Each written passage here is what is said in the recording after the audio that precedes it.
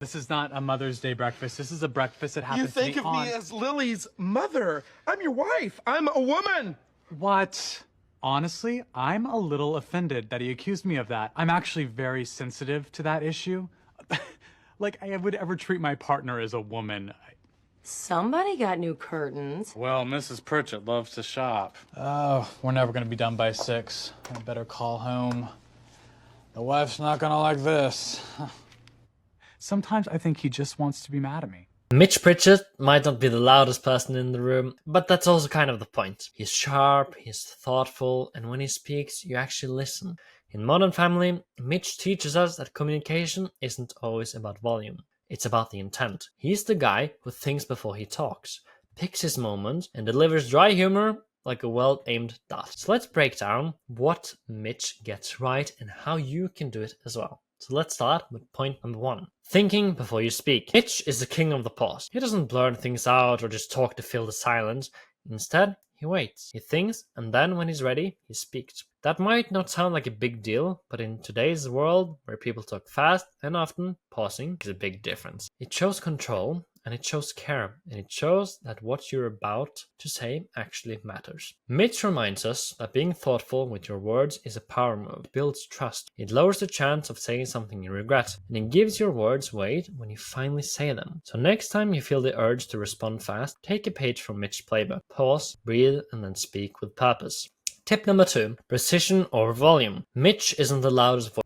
Do you think if we could get the dog to chase this doll, then we could run down and grab the phone really quick? We could do that. Yeah. We just are gonna have to throw it really, really far.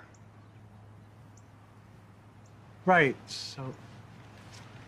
voice in the room, but it's often the one people remember. And why? Because he's clear, he's sharp, and he gets to the point. He doesn't need to yell or repeat himself 5 times. When he talks, it's like a laser beam, focused and effective. That's the power of precision. Instead of saying 10 things kinda well, Mitch says one thing really well. In a world full of noise, being concise cuts through the clutter. It makes people listen, and more importantly, it makes your message stick. So do you want to try and sound more confident? Try saying less but meaning more, just like Mitch does. You don't need a megaphone to make an impact. You just need a sentence that actually lands. Tip number 3, he uses sarcasm. What the hell? Mitchell did that? Yes, Mitchell did it. Who's the bitch now, bitches? Hey! Hey! Oh my god! Yeah, I'm pretty proud of myself right now. Calm down. Sparingly and also quite brilliantly. Mitch is the king of dry humor, but he doesn't really overdo it. That's what makes it work. When Mitch uses sarcasm, it's quick, it's clever, and it's on point. He doesn't need a drum roll, he just drops the line, let it sit, and moves on. And that subtle style, it's a skill. Because sarcasm, when overused, can come off as mean or tiring. But when used well, like Mitch does, it disarms people. It adds flavor to serious conversations. It's not about being snarky 24/7, it's about timing, a well-placed, "Oh, really?" a slight eye roll, or a dry comment that says more than a paragraph ever could. So if you want to use sarcasm like Mitch, remember, less is more, smart is better than loud, and the best sarcasm, it sounds like the truth until you can feel the twist. Step 4, lead with logic. Mitch doesn't jump to conclusions, he builds to them. And Cameron still has feelings for you. Go on. Yeah, and it's very hard for him to be around you, especially at your magical brunches where you're so magnetic, and then I see the way that he looks at you, and damn it, it just makes me so mad that I could just... Oh! Really? Yeah, oh, you don't know the pain, Cam. Oh, boys! That's no surprise. Well, dude is a lawyer, right? His brain goes to facts, reasons, and what makes sense. Even when things around him gets loud or messy, especially with Cameron, Mitch stays grounded. He listens, he pauses, and then responds with a clear, thought-out point. That logical style is a superpower, especially when more heated conversations. While others argue with feelings or get swept up in drama, Mitch brings structure. It's like he puts order to chaos, and it works. Because people trust logic. They feel calmer when things make sense. If you want to be more like Mitch here, start with what's really going on here, then lead people through it step by step. You don't need to be the loudest, You just need to be the one who makes the most sense. And that's how you lead without shouting. Tip number 5, stick to the point. Mitch doesn't really waste words. He's not the type to go on and on just to fill the silence. When he speaks, it's focused like a laser. No fluff, no tangents, just the heart of the message. This is especially powerful when emotions are running high. Instead of getting pulled into drama, Mitch keeps things clear. Need to talk about something serious? He'll say it straight up. No sugarcoating, but no rambling either. That kind of clarity makes him easy to trust. You always know where he stands, and honestly, people respect that. So if you want to communicate like Mitch, start by trimming the extra, say only what matters. And when you do speak, make it count. Tip number 6, let the awkward moments breathe. Well, Mitch and awkward moments, they go hand in hand. Okay, can't you just run like a normal person? Oh, it's Troga. It's what? You never heard of Troga? I hate it when you do that. What? You never heard of Troga? You never tried octopus? You never did this amazing thing I just discovered yesterday, but I pretend like I've done my whole life? So Troga is treadmill yoga. It's de rigueur. It's too dorky. But here's what makes it work. He doesn't fight it. He doesn't rush to fill every silence or to cover up the cringe. Instead, Mitch leans into it. He lets the silence hang, he raises an eyebrow, maybe throws a little side eye, and somehow it works. Because silence can be powerful. It can say, I'm thinking, or that was weird, and I'm letting it be weird. Not every moment needs fixing. Not every pause needs a punchline. It's fine, just chill, let it breathe. Tip number 7, choose your battles. Mitch isn't the guy who argues just to argue. Sure, he has options, a lot of them, but he knows when to hold back and when to step in. He doesn't waste energy fighting every small thing. He saves it for what actually matters. And when he finally speaks up, people listen. Because he's not always talking, his words mean more. They carry weight and they carry thought out intentional. It's a classic Mitch move. Stay calm, stay quiet, and then strike with one sharp, honest line that lands. This is one of the strongest communication tricks, and it's something we can all learn from. You don't need to win every debate. You don't need to correct every detail. Pick your battles and let the small stuff slide.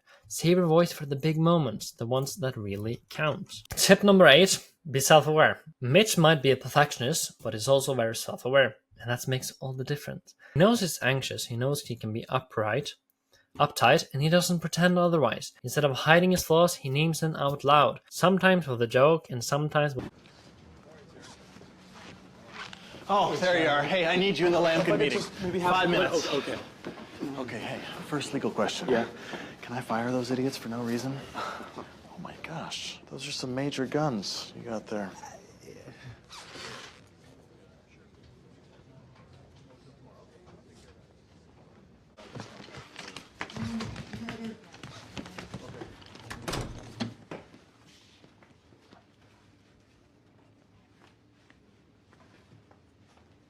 a sigh, but always with honesty. And that's powerful, because when you admit your own quirks, you give other people permission to be real as well. It makes conversations easier, it builds the trust, and you don't have to act like you got it all together. You just have to be honest about where you're at. Mitch shows us that owning your stuff, your mood, your nerves, your weird little habits isn't weakness.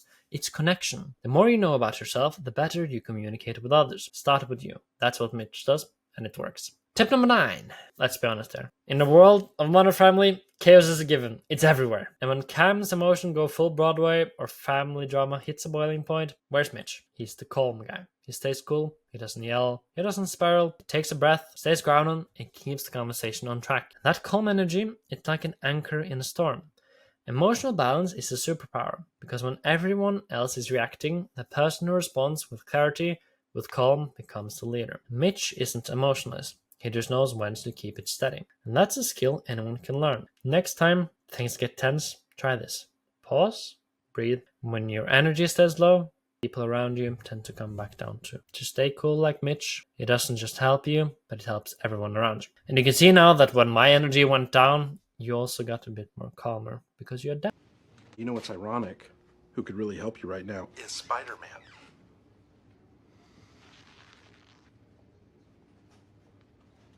He's here.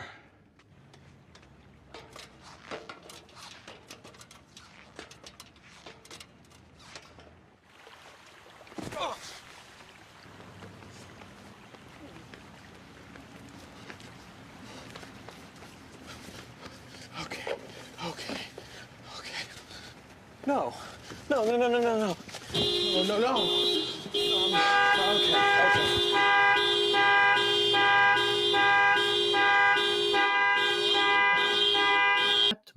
And when it goes up again for the next one, you can feel that as well. Tip number 10, use your knowledge very strategically. Mitch is smart, really smart. Here's what makes him different.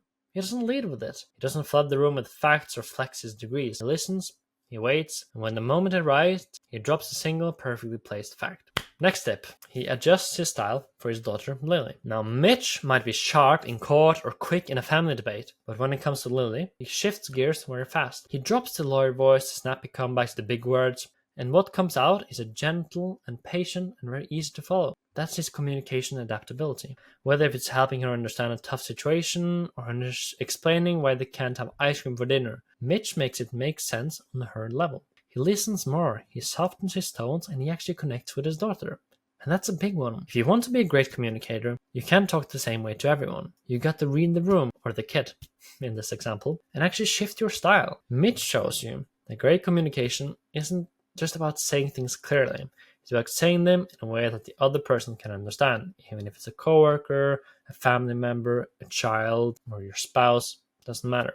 You adapt to the person or to the room that you're with. Mitch might not be the loudest in the rooms, but his words do carry the weight, because they're thoughtful, they're honest, and they're real. He shows us that great communication isn't about flash, it's about knowing yourself, it's reading the moment, and speaking with care. So if you want to be hard, just take a page from Mitch. Less noise is more meaning. Thank you for watching my video. I hope you enjoyed it. I'll see you in the next one. Have an amazing evening. Cheers.